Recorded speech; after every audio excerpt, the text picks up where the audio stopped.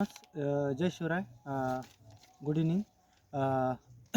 आज का वीडियो बनाने का एक कारण था कि हमारी जो नेमा फायर वैरायटी है इसके बारे में लोगों को बहुत जानना था कि ये वैरायटी का क्या क्या प्रॉब्लम आता है, क्या क्या नहीं, प्रोडक्शन कितना निकलता है सच में ये प्रॉफिटेबल है कि नहीं है, ये जानना था।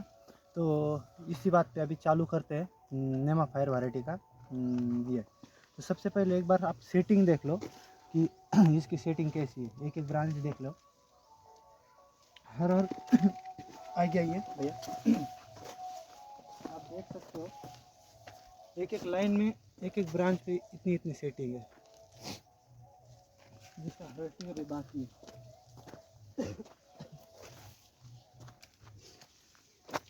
ये देख सकते हो ऐसे ग्रीन कलर में है। तो सबसे पहले हमने इसका प्लांटेशन कब किया था? तो हमने इसका प्लांटेशन किया था सितंबर के लास्ट वीक में, मतलब 27 सितंबर को हमने पहला इसका ट्रांसप्लांटेशन किया था। तो ट्रांसप्लांटेशन करने के बाद हमको अक्टूबर के पहले वीक में, मतलब लगभग 45 डेज या 50 डेज के आसपास हमारा पहला हार्वेस्ट चालू हुआ था। उसका पहला हार्वेस्ट चालू होने के बाद अभी लगभग 2 एकड़ में हमने 18-19 टन तक माल उतारा हुआ है। 19 टन। तो पहले हमने इसका प्लांटेशन स्पेसिंग कितना रखा है ये बता देता हूँ। इसका प्लांटेशन स्पेसिंग रखा है हमने 1.5 फीट पे रखा है। पर प्लांट के हिसाब से plant to plant distance 1.5 feet का रखा है। एक बेड पे जिग जैग पे प्लांटेशन किया है। उस हिसाब से अपने 8,000 से 10,000 पौधे आपके बैठ सकते हैं पर एकड़ के हिसाब से। और अभी सीड की कॉस्टिंग कितनी आती है?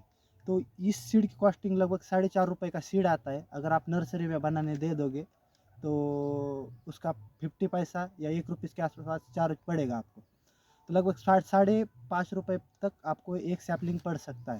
तो 1 एकड़ के हिसाब से आपको 55,000 से 50,000 रुपये आपका सीड का कॉस्टिंग या प्लांटेशन का कॉस्टिंग आपको लगेगा, मतलब प्लांट्स की कॉस्टिंग पर एकड़ के हिसाब से। अभी दूसरी बात प्रॉब्लम ये आता है कि फार्मर के कुछ सवाल थे जो मैंने नोट डाउन किए थे कि फार्मर को क्या क्या प्रॉब्लम है या उनके क्या क्या उनकी क्वेरीज थी। तो उन्होंने ये पूछा था कि वैरायटी ऑल सीज़न कर सकते हैं क्या? तो ये वैरायटी अपन ठंडी के सीज़न में और बरसात के सीज़न में कर सकते हैं। समर के सीज़न में ये वैरायटी नहीं कर सकते बिकॉज ये पेपर मतलब इसको हम ये यूरोप की वैरायटी है, स्पेशली रिजवान कंपनी की नेमा फायर। तो ये वैरायटी स्पेशली पेपर फॉर्म में आती है। तो ये समर में ज़्यादातर इसका प्रोडक्शन अपने को ज़्यादा नहीं मिलेगा। तो मैं सजेस्ट यही करूँगा कि समर के टाइम पे आप इसको यूज़ ना करें, विंटर या रेनी सीजन में कर सकते हो। तो दूसरा सवाल ये था कि इसका प्रोडक्शन कितना आ सकता है। तो बेसिकली ये प्रोजेक्ट हमारा चल रहा है, ये हम गुजरात रीजन में करते हैं।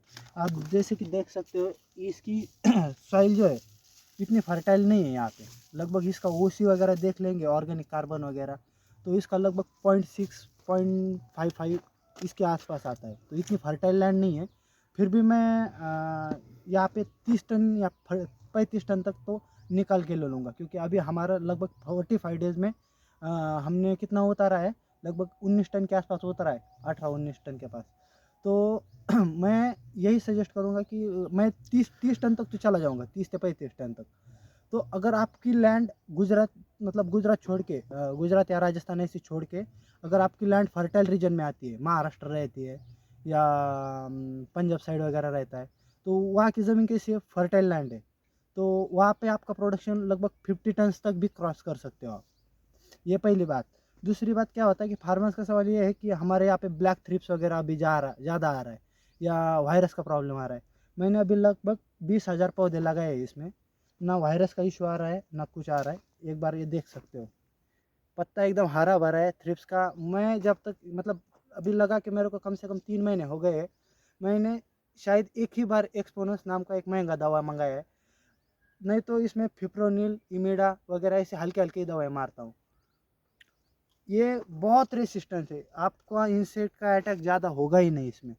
पहली बात ये है। दूसरी बात, वायरस का परसेंटेज 95% तक मैं बोल रहा हूँ, कंपनी बोली कि ना आप मालूम है, बट यहाँ पे तो मुझे तो वायरस के 5% प्लांट भी नहीं दिखाई दिए। तो वायरस के लिए रेसिस्टेंट है। दूसरी बात, आपके लिए नेमाटोड के लिए बहुत हद तक सर्वाइव करती है ये वैरायटी।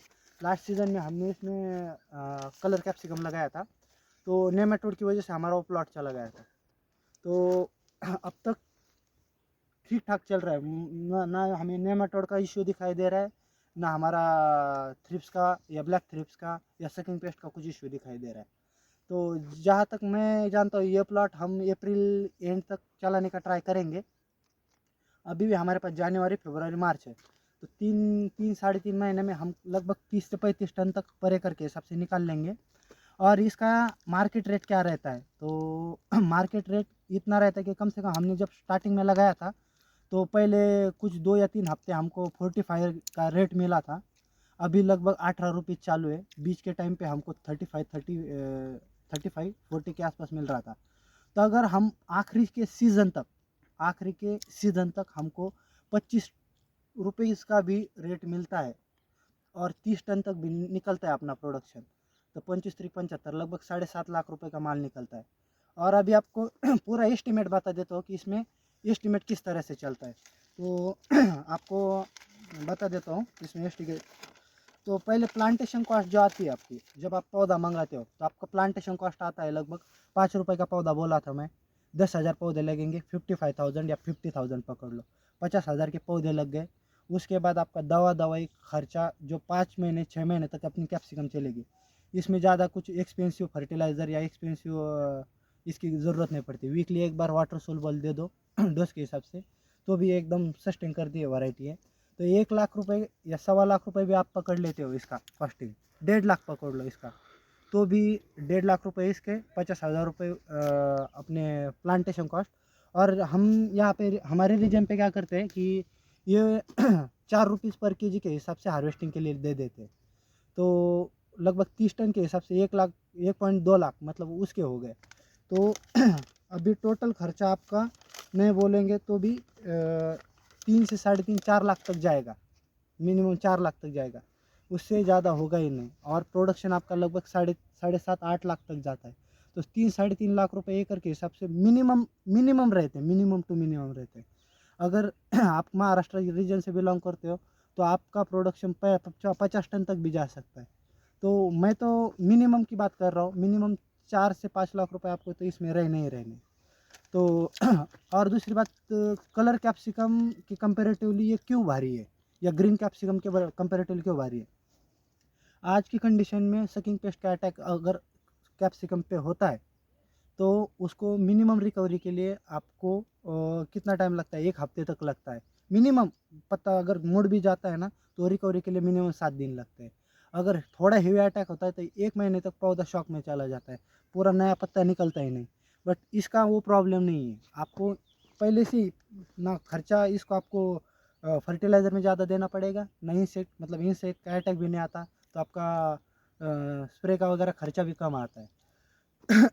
अभी दूसरी बात यह है कि आप शेड नेट में ये वैरायटी ट्राई कर सकते हो, ओपन फील्ड के लिए ट्राई मत करो। हमने ट्रायल के लिए लगाया था, ओपन फील्ड में इसका रिज़ल्ट नहीं आता है। तो ये नोट ध्यान में रखना कि आपके लिए, ओपन फील्ड वालों के लिए ये वैरायटी नहीं है। अगर ट्राई करनी है तो आप ट्राई कर सकते हो, बट ओपन फील्ड में इतना रिज़ल्ट नहीं देती है। तो शेड नेट के लिए अगर आपको कैप्सिकम के कंपेरेटिवली या बेल पेपर के कंपेरेटिवली आप पर जाना है तो मैं सजेस्ट करूंगा कि ये वैरायटी आप ट्राई कर लो, बहुत अच्छा रिजल्ट देती है। चलो थैंक यू। और आपको अगला वीडियो जो रहेगा वो मैं मारीगोल्ड के ऊपर डालने वाला हूँ कि मारीगोल्ड फार्मिंग में हमारा तो अभी सीज़न ख़त्म हो गया है उसका, तो उसके लिए क्या कल्चरल प्रैक्टिस है और उसमें से हमने लगभग आधे एकड़ में 3.5 या 4.25 लाख रुपए का प्रॉफिट कैसे जमा लिया है या टोटल माल उतना कैसा निकाला है उसके बारे में बता दूंगा।